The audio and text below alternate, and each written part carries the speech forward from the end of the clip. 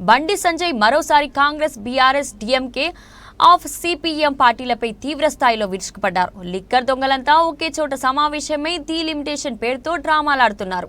టీచర్ల దమ్మేందో తప్పస్సేందో ఉపాధ్యాయ సంఘం తలుచుకుంటే ఏమైతుందో మొన్నటి ఎమ్మెల్సీ ఎన్నికలో చూపించారు. ఒకవైపు రాష్ట్రంలో జనం అల్లాడుతున్నారు. సాగు నీరందక రైతులు 10 లక్షలకు పైగా పంట నష్టపోయినరు. నిన్న మొన్న కురిసిన అకాల వర్షాలతో మళ్లీ పంట దెబ్బతింది. ఆరోగ్యశ్రీ బకాయిలు చెల్లించకపోవడంతో లక్షలాది మంది పేద రోగులు ట్రీట్మెంట్కు నోచుకోవడం లేదు. పెండింగ్లో ఉన్న వేల కోట్ల రూపాయలు ఫీజు రియంబర్స్మెంట్ బకాయిలు చెల్లించకపోవడంతో లక్షలాది మంది విద్యార్థులు చదువుకు దూరమవుతున్నారు. కాలేజ్ మూత పడుతున్నాయి. పెండింగ్ బిల్స్ చెల్లించకపోవడంతో వేలాది మంది మాజీ సర్పంచ్లు అప్పులపై బజార్న పడ్డారు. చాలని వేతనాలతో అంగన్వాడీలు, ఆశా వర్కర్లు రోడ్లపై ధర్నా చేస్తూ ఆర్తనాదాలు చేస్తున్నారు. ఉద్యోగాలు రాక లక్షల మంది నిరుద్యోగులు అరిగోస పడుతున్నారు. పిఆర్సీ అమలు కాక 5 DAలు అందక, దాచుకున్న జీపీఎఫ్ పైసలు అందక లక్షలాది మంది ఉద్యోగులు, ఉపాధ్యాయులు బాధపడుతున్నారని అన్నారు. బీఆర్ఎస్ పార్టీ వాళ్ళు ఏం పట్టించుకోవాలి? 6 గ్యారెంటీలు అమలు చేయాలని చెప్పి వాళ్ళు పట్టించుకోలే. పోయి చెన్నై వేరు, వీళ్ళు వాళ్ళు కలిసి చెన్నై వేరు, టూర్ పిక్నిక్ లకి దొంగల ముట్ట అంతా పోయి కూర్చుంటారు. 60 అంత స్కామ్ లేదు అలా. ఎవరైనా TRS party liquor scam, Aam Aadmi party liquor scam, DMK 1000 కోట్ల లిక్కర్ స్కామ్, అక్కడ కేరళ ముఖ్యమంత్రి లిక్కర్ స్కామ్, గోల్డ్ స్కామ్. వీళ్ళందరికీ స్కామ్ లీడర్ వాళ్ళు కాంగ్రెస్ పార్టీ. ఇక దొంగలు ఊళ్ళు పంచుకున్నట్టు వీళ్ళందరూ దొంగలు పోయి చెన్నైలో మీటింగ్ పెట్టుకున్నారు. వీళ్ళంతా లిక్కర్ దొంగలే. Aam Aadmi liquor scam jail వేరు కదా, కేసీఆర్ బిడ్డ జైలుకి వేరు కదా, వీళ్ళు వేరు. డిఎంకే 1000 కోట్ల లిక్కర్ స్కామ్ బయట పడ్డది కదా, కేరళలో లిక్కర్ స్కామ్ బయట పడ్డది కదా. ఇక మరి మీటింగ్ పెట్టేది వాళ్ళే వీళ్ళు మీటింగ్ పెట్టుకుని డీలిమిటేషన్ కు వ్యతిరేకంగా మాట్లాడతారట. దక్షిణాదికి వ్యతిరేకంగా. దక్షిణాది జీడిపి రేట్ అయితే 36% అట. పార్లమెంట్ లో కూడా 36% సీట్లు పెంచారట. జీడిపికు పార్లమెంట్ కు సంబంధం ఉందని చెప్పన్న. జీడిపికు పార్లమెంట్ లో సీట్లు పెంచడానికి ఏమైనా సంబంధం ఉందా? మరి తెలంగాణలో జీడిపి అసిఫాబాద్ లో తక్కువ ఉంటది, ములుగు తక్కువ ఉంటది, ఇంకొకటి తక్కువ ఉంటది, ఆదిలాబాద్ లో తక్కువ ఉంటది.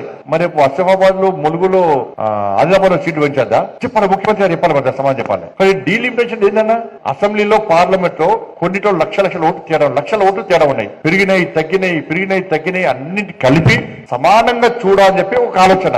అది తెలంగాణ, ఆంధ్రప్రదేశ్, ఒరిస్సా, బెంగాల్, మహారాష్ట్ర, ఢిల్లీ కాదు, దేశవ్యాప్తంగా ఒకే విధమైన నిర్ణయం తీసుకోవాలని చెప్పి కేంద్రం భావిస్తే ఇంకా ప్రణాళిక ప్లాన్ రానరాలే. కానీ వాళ్ళ స్కాండల్ తప్పించుకోవడానికి తమిళనాడులో స్టాలిన్ ప్రభుత్వం పోతుంది కాబట్టి, అవినీతితో కూరుకుపోయింది కాబట్టి, ఆ తప్పించుకోవడానికి, అవినీతిలో ప్రజల దృష్టి మరించడానికి దక్షిణాదిగా మొత్తం సౌత్ అంతా ఒక్కదిక్కు అని చెప్పి ఒకటి ఫీలింగ్ తెచ్చి ఇక టైం పాస్ చేసే పాలిటిక్స్ ఇవాళ ఇక్కడ జరుగుతా ఉన్నాయి. 10 సంవత్సరాలు ఒక కుటుంబ పాలన, ఒక అవినీతి పాలన, ఒక మూర్ఖత్వ పాలనతో తెలంగాణ మొత్తం సర్వనాశనం అయిపోయింది. ధనిక రాష్ట్రం అప్పుల పాలైంది. కానీ ఒక కుటుంబం మాత్రం ధనికులైపోయిన వాళ్ళు. మామూలు పాస్పోర్ట్ దందా చేసి, దొంగ నోట్ల దందా చేసే కుటుంబం ఇలా 1000 కోట్లు సంపాదించింది. అక్కడ బీదర్ల, మీ అందరికీ ఇన్నోళ్ళు చెప్పలే విషయం చెప్తా. బీదర్లా ఇదే టీఆర్ఎస్ పార్టీ అగ్రనాయకుడికి ప్రింటింగ్ ప్రెస్ ఉండేయాల. నాకు మొన్న ఢిల్లీలో ఒక పోలీస్ ఆఫీసర్ కలిసిండు. సార్, నేను సిద్దిపేట ఎస్పీ ఉన్నప్పుడు బీదర్ లో ఒక ప్రింటింగ్ ప్రెస్ ఉండే. ఆ ప్రింటింగ్ ప్రెస్ టీఆర్ఎస్ పార్టీ ఆది నాయకు ఉంది. మరి ఏం చేస్తారు సార్ అంటే, టీఆర్ఎస్ పార్టీ కరపత్రాలు కాదు, దొంగ నోట్లు ముద్రిస్తారట. దొంగ నోట్లు ముద్రించే ప్రింటింగ్ ప్రెస్ బీదర్ లో ఉన్నది. నేను ఆ ప్రింటింగ్ ప్రెస్ సీజ్ చేద్దామని పోయినాను. పోయేసరికి రాష్ట్రంలో నుండి ఒక ముఖ్య నాయకుడు నాకు ఫోన్ చేసి, మీకు డ్యూటీ అక్కడ లేదు, మీరు అటు పోకండి అని చెప్పి నన్ను ఆదేశిస్తే నేను పోలేకపోయినా. అంటే దొంగ నోట్ల దంద కూడా చేసిరు వీళ్ళు. ఎన్నికలప్పుడు, ఉద్యమం అప్పుడు, ఎన్నికలప్పుడు బీఆర్ఎస్ వాళ్ళు, టీఆర్ఎస్ వాళ్ళు పంచింది అన్ని కూడా దొంగ నోట్లే. మరి ఆ నోట్లు అప్పుడు ఎట్లా చేయాలి? అప్పుడు దొంగ నోట్ల మనకు తెలియదు, కొత్త వాళ్ళకు పాత, వాళ్ళ ఎక్స్పర్ట్స్. మనం అంతా ఖర్చు పెట్టిన తీసుకున్నా కానీ పంచిన అన్ని దొంగ నోట్లే. ఉద్యమం తర్వాత ఎన్నికలప్పుడు టీఆర్ఎస్ వాళ్ళు పంచిన పైసలు మొత్తం దొంగ నోట్లే. బీదర్ లో ముద్రించిన దొంగ నోట్లు అవి కుల్ల. ఇలా ఆ కుటుంబం ఇలా కోటీశ్వర్లు అయిపోయింది. ఇవాళ మనకు డిఏ లేవా, పిఆర్సీ లేదా, ప్రమోషన్ లేవా, కొత్త ఉద్యోగాలు లేవా. కాబట్టి ఆ పార్టీ చేతిలో సర్వనాశనమైన తెలంగాణ రాష్ట్రం తర్వాత మీరు తప్ప మిగతా ప్రజలంతా ఏమనుకున్నారు? ఒక్కసారి మార్పు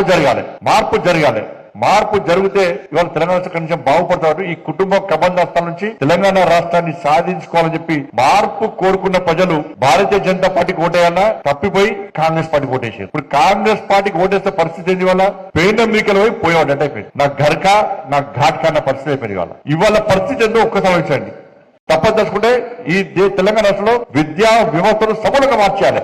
ఇవాళ తపస్సు శక్తివంతంగా లేకుంటే ఏమవుతుందంటే, ఇప్పుడున్న విద్యా వ్యవస్థ చూడండి, అర్బన్ నక్సల్స్ తీసుకొచ్చి అర్బన్ నక్సల్స్ తీసుకొచ్చి విద్యా కమిషన్లు పెడితే వాళ్ళు ఏం చెప్తారు రేపు వాళ్ళు? ఇలా నరేంద్ర మోడీ గారు కలంతో దేశాన్ని సమూలంగా మార్చాలి, ఒక బాబాసాహెబ్ అంబేద్కర్ తయారు కావాలి, ఒక జ్యోతిరావు పూలే తయారు కావాలి, ఒక సర్దార్ పటేల్ తయారు కావాలి, ఒక సత్యవంత వీర సావర్కర్ తయారు కావాలి, అటువంటి స్వామి వివేకానంద తయారు కావాలని చెప్పి నరేంద్ర మోడీ గారు జాతీయ విద్యా విధానం తీసుకొస్తే తెలంగాణ రాష్ట్రంలో దానికి భిన్నంగా అర్బన్ నక్సల్స్ తీసుకొచ్చి విద్యా కమిషన్లు పెడితే వాళ్ళు ఏమంటారు? తుపాకీ రాజ్యం రావాలంటున్నారు వాళ్ళు. మనం కలం రాజ్యం రావాలని మోడీ గారు కోరుకుంటే తుపాకీ రాజ్యం రావడం వాళ్ళు కోరుకుంటున్నారు. అంటే అధికారంలో అధికార పార్టీ ఈ తెలంగాణ రాష్ట్రంలో శాంతి భద్రత కాపాడాలి, కానీ గతంలో శాంతి భద్రతలకు విఘాతం కలిగించారో, ఈ తెలంగాణ రాష్ట్రంలో ఉమ్మడి ఆంధ్రప్రదేశ్ విధ్వంసం చేసిరో, అనేక మంది అమాయకుల ప్రాణాలు బలిగొన్నారో, అనేక బాంబు పేలుడు చేసిరో, అటువంటి వ్యక్తుల చేతిలో విద్యా వ్యవస్థను పెడితే వాళ్ళు సమాజానికి ఏం చెప్పగలుగుతారు? వాళ్ళ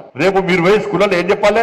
ఇగో ఫలానా కొండపల్లి సీతారామయ్య ఇన్ని బాంబులు వేల్చిండు, ఇంతమందిని కాల్చి చంపాడు, ఇంతమంది పోలీసులను చంపాడు, ఇంతమంది బీజేపీ కార్యకర్తలు చంపేసాడు, ఈయన ఫలానా ముప్పాల లక్ష్మణరావు ఈయన గిన్ని జీబులు వేల్చిండు, గిన్ని గ్రానైట్లు వాడిండు, ఇట్లా వేల్చని చెప్పాలా? మీరు ఏం చెప్పాలి? మీరు రేవంత్ రెడ్డి గారు చెప్పాలి. రేపు ఉపాధ్యాయులు ఏం పాఠ్యాంశాన్ని బోధించబడ్డారు? తుపాకీ రాజ్యం ద్వారా రాజ్యాధికారం వస్తుంది, ఓట్లు వేయొద్దు, ప్రజాస్వామ్యం మాకు నమ్మకం లేదు, మాకు తుపాకే గొప్పది అని చెప్పంటారా? చెప్పాలి. రేవంత్ రెడ్డి గారు చెప్పాలి. రేవంత్ రెడ్డి గారు ఏ ఆలోచనతో విద్యా కమిషన్ లో అర్బన్ నక్సల్స్ వేసిండో, ఇలా ఏ ఆలోచన చేసినో రేవంత్ గారు చెప్పాలి. ఇలా ఉపాధ్యాయులను భవిష్యత్తులో ఏం బోధించబడ్డారు పాఠ్యాంశాలు? స్వామి వివేకానంద వద్దు, వీర సావర్కర్ వద్దు, అంబేద్కర్ అసలే వద్దు, జ్యోతిరావు పూలే వద్దు, ఇవ్వ నేర్పడ్డారు. కానీ వాళ్ళకు భయపడి రాష్ట్ర ముఖ్యమంత్రి స్థాయిలో వ్యక్తి నక్సల్స్ కు భయపడి, నక్సల్స్ లేనేలేరు ఇక్కడ, వాళ్ళకు భయపడి వాళ్ళకు విద్యా కమిషన్ ఇస్తే చెప్పండి, ఒక్కసారి ఆలోచించండి. వాళ్ళు దీన్ని తపస్సు వ్యతిరేకించాలి, తపస్సు పక్కా వ్యతిరేకించాలి, దీని నుంచి ఉద్యమం స్టార్ట్ చేయాలి.